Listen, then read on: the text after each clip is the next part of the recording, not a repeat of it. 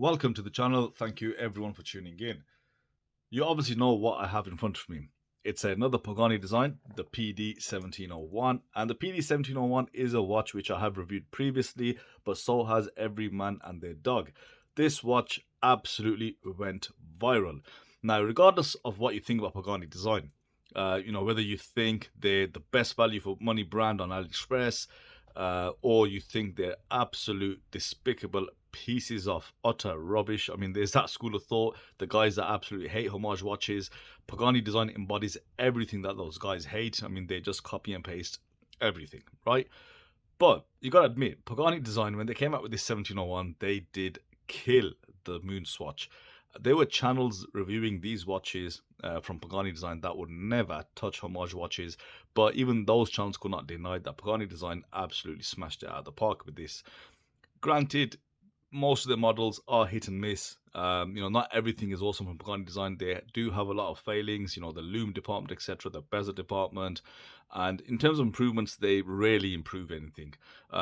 Small adjustments along the way. After all that, they still occasionally come out with watches that sell in the thousands. I mean, let's go back 2-3 years when they came out with a sub homage, and then the other homages like the Air King homage, etc. And then when they came out with the speedy one, the first color option that they did, the black one and the white, they thousands and thousands of models sold, and as I said, various channels mention them as well. And now they've continued doing that with this particular swatch design, or the Moonswatch design. So they've gone for the themed color options that you have, and the whole color palette that they've got available is awesome. I mean, I reviewed such an odd color. It was that aquamarine or teal blue with the white bezel insert, and that was very popular as well. Now this one is no different. This one is still seemingly popular, and they've executed it really well for such a cheap watch, guys. You gotta remember, this is only £79, £80, which is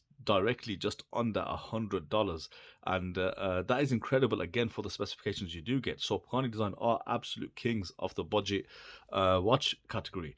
So this one is actually the version 5, and the only thing which I can tell is different, or what they've stated is different, is the fact that they've actually gone for a sapphire bezel insert now. So on paper, premium specifications. You've got a box style crystal, now a sapphire bezel insert. I mean, the crystal sapphire itself with AR coating, as you can see, stainless steel construction.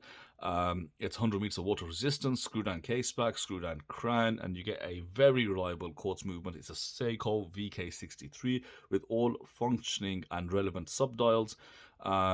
Yeah, there's not much you can say. And even the one I reviewed, the ice blue color, I couldn't really criticize anything, because for that money they gave us something which nobody else can match them. So looking at the dial here, very detailed, and everything is so crisp and clear. We've got a fully printed dial that includes our hour markers, the outer minute track, of course the logo just below the 12. Now you do have the actual text and the logo accompanying this. At the bottom, you've got some Japan movement. Looking at those subdials, very nicely executed, very crisp and clear printing. Everything is super legible.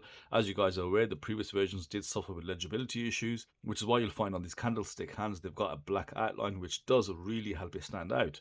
Now the dial itself isn't white, actually. It's a silvery white, and you can see that on the close-up. And the whole combination of red, black, white does really match. And of course, they had inspiration of the Moonswatch mission to Mars with this one. And I love the way they've executed the handset as well, like little jets. Yeah, everything is just done incredibly well, and the length on the handset is awesome. And the seconds hand, again, red, matching the red that you see all over the watch. They've done it well. I mean, there's nothing I can really criticize on this in terms of design. So you can just see the subdial at the 3 o'clock, which is a 24-hour indicator. You got your subdial at the 6, which is a running seconds, and your subdial at the 9, which is a 60-minute timer. So the watch is actually very practical to use, from a timing point of view as well. The crown screws down nicely. The pushes are nice and firm. Nice positive feedback. Good click. And the addition of a sapphire bezel just makes it even more hard wearing, and of course just gives it that touch of premium specification. Now let's go ahead and check out the Lume, because they are notorious for poor Lume, and I don't expect much. You've got very thin kind of hour markers, thin batons, and I can't see much being applied. So let's have a look. So as I suspected, barely anything visible. So poor, in fact, the camera wasn't picking anything up, so I had to take a picture. And the Lume, yeah, it's just very thin batons on the handset and the hour markers. I mean, the Lume on the hands is still kind of visible, but this watch can get away with it this time because it's not a diver, and with these kind of sporty chronograph watches, you don't always get immense Lume anyway. Just moving on to the case, looking at some of the finishing that you see here. You've got brushed lugs, nice twisted lugs. You've got these polished bevels along the side of the case and this very smooth brushing along the side profile. Bracelet is solid end links, female end links as well. Nicely brushed in a linear fashion, hairline brushing, and you've also got these polished sort of accents in the center. You do have quite a bit of flex in that bracelet due to those split pins holding it together. So it's by no means a premium bracelet, but you do really have to take the price into consideration, and it does do the job. I mean, there's not a lot of people that complain about the bracelet. It does have a few edges along the sides, but because of those links so small, you shouldn't really feel anything on the wrist. Another point to mention is just the amount of links you get. It's a very long bracelet.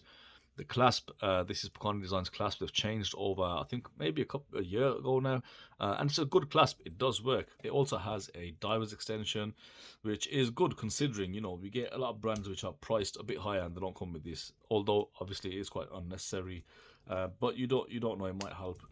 3 micro adjustments on the clasp, nicely finished as well. Twin pushers, it works perfectly fine. Milled internals, so they've come a very long way. Definitely. Caseback does have a relevant design now, so you've got a rocket on mission to Mars. You've also got the product specifications on the back. So it's an incredible watch. You can't get away from it, guys. And this colorway that they've done and the upgrade to the bezel insert is always welcome. I think a lot of people really like this, and this watch overall has still done well. And it's one of those models that Pagani Design have just smashed in the thousands now. So well done to Pagani Design. So let's get this on wrist. Let's see how it looks. So here's the Pagani PD1701, and it fits really well on wrist. I mean, it's a 42mm case, although they state as 40mm. It's actually 40 just at the bezel. 48mm lug to lug. Those female end links do work a treat. Good wrap around the wrist, great articulation due to that bracelet with those really short links, and it's a good watch. It's got great presence on the wrist, and it is very comfortable. The size does not matter at all. It's not overly big as well, as I said, around the 40mm diameter. Good fit on a 6.5-inch wrist, and of course even better on bigger wrists. So it's incredible. So to recap, you get a very decent build quality. You got a nice dial layout, nice dial setup, and the finishing is superb, especially at this price point. The bracelet is okay. It's not the best, but it isn't that bad either. And the price is what makes it all desirable. So please check out the link within my description if you want to purchase this, or you've got a whole plethora of color options to choose from. And as always, thank you guys for watching. Leave your thoughts in the comments section, and I'll see you on the next video.